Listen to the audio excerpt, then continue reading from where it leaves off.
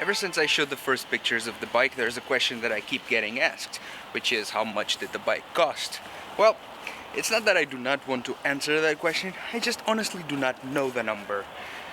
But instead of me trying to force a number down your throat, or just doing the math to all the parts that went into the bike, plus the bike, I would still get it wrong because the labor, I cannot account for that, and this was not the first iteration of the bike. Many went to it. It's the fourth suspension that I'm using. So instead of trying to answer that, let me share with you 4 tips on how you can make your custom build bike at a cheaper cost. But first, there's some things I need to do today.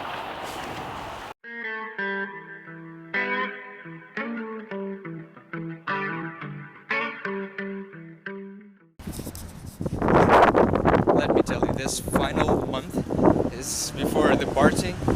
It's gonna be insanity. My printer stopped working, meaning that I had to find a little shop to print everything again because we need to send things for visas. I'm going now to try and find the place where they're holding Charlotte's fuel tank, because we still haven't got the fuel tank from Brazil. It's been sitting in a warehouse since the beginning of January, if I'm not mistaken, and that's not good because we need to get the bike finished. So let's take care of that.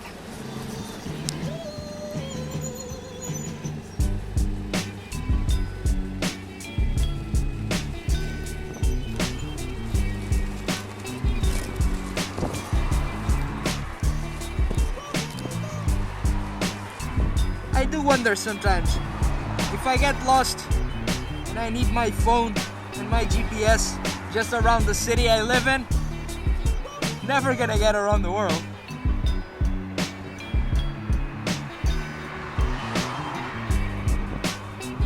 Just down the road. Yeah, let's go again.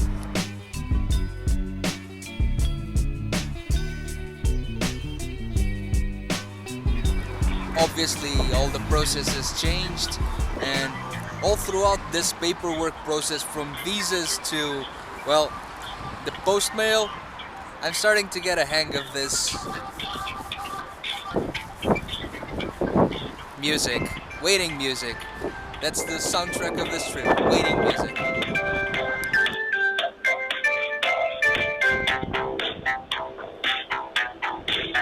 Lamentamos, mas ainda não nos foi possível atender a sua chamada. Se pretender, prima 8 e deixe a sua mensagem, nome, telefone e entraremos em contacto consigo logo que nos seja possível. Muito obrigada. Well, obviously, no package. Had to present a complaint because, weirdly enough, that's what they told me to do, present a complaint. So, no solution, just make a complaint. Yay.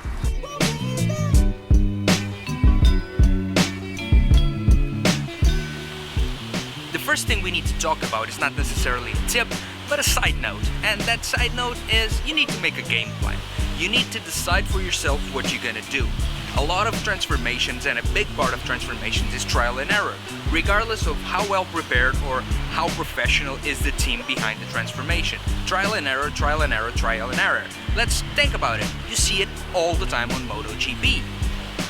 Bikes crash. They have to do research. They have to do pre-seasons. It's not different with something like this. So before you start doing anything or investing any single dollar, prepare yourself.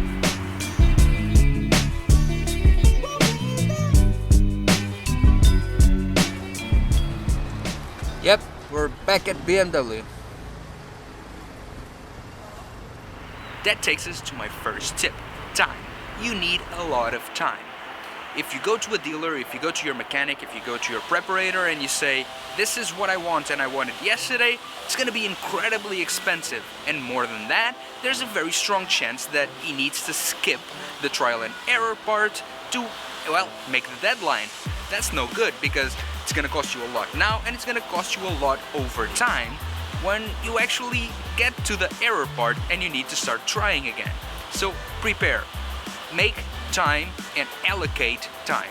that's gonna lower your costs a lot. And on that time, when you are preparing, make sure that you learn a little bit. Make sure that you spend a lot of time in forums, that you talk to people that have done things that are similar. Make sure that you support their theories and your theory with data. The more data you have, the lowest the trial and error stage will be, and the more effective your time allocation and your money investment will be.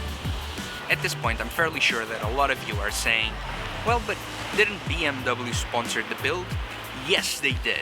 But if you recall, and let's go back to one of the first episodes of T2Wine, the first time that the bike rolled down these doors already didn't look like a custom F800 GS. I've already been working on the bike alone, which brings us to tip number 2. Learn mechanics, do it yourself. Every single thing that you can do yourself in your garage or you can manufacture yourself, it's gonna lower the costs a lot. Yes, they helped me a lot. These people have been fantastic with me, and well, one of the reasons why I cannot put a price on the bike right now is because, well, we've been here for months, 5-6 months at this point, which brings us back to tip number 1, time. But still, let's focus on tip number 2. First time the bike rolled down here, I already had a very strong game plan. I already had gone through a trial and error phase of around 4 years, and yes, their expertise bumped that a lot of things that I was doing that I was thinking were correct, well, now they're a little bit more correct, or they were just completely wrong and now we changed them. But still, do it yourself. Learn how to do as much as you can yourself, because that's gonna make sure your prices go as down as they possibly can.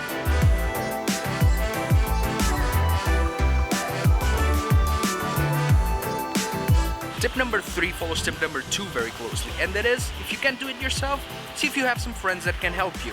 Let's take all of this part of the bike, for instance. I designed it, I came up with the idea.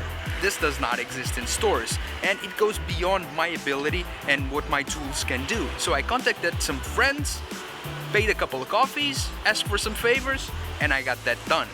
On all fairness, there's a part of this that I had to go to a specialized shop, small shop, but that specializes in this kind of material and this kind of transformations, and ask them for some help. But it was just a little bit of all this endeavor, so it actually didn't cost me that much. Definitely cost me a lot less than you might imagine when you look at something like this.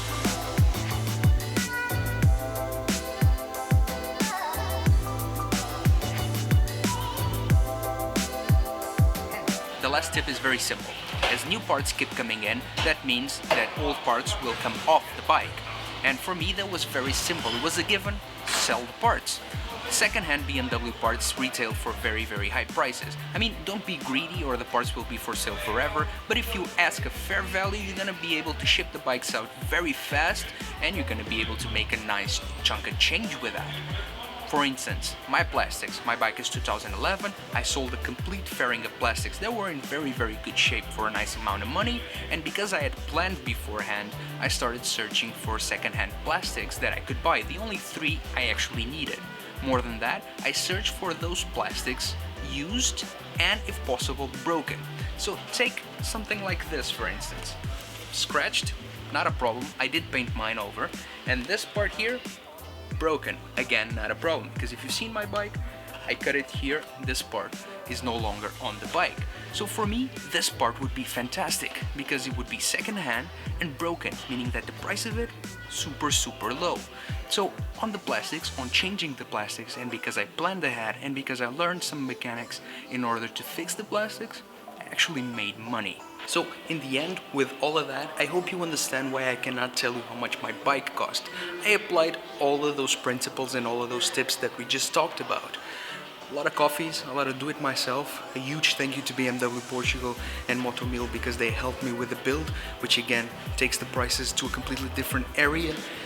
I honestly cannot answer, but I can guarantee that if you use those tips, the price of a build like this is gonna go down a lot, and what you're gonna take off the bike, because you were step by step with the build, a lot of things you did it yourself, the enjoyment of that is completely priceless. So those are my top tips. I would love to know what you guys think, and the place to do so, down below.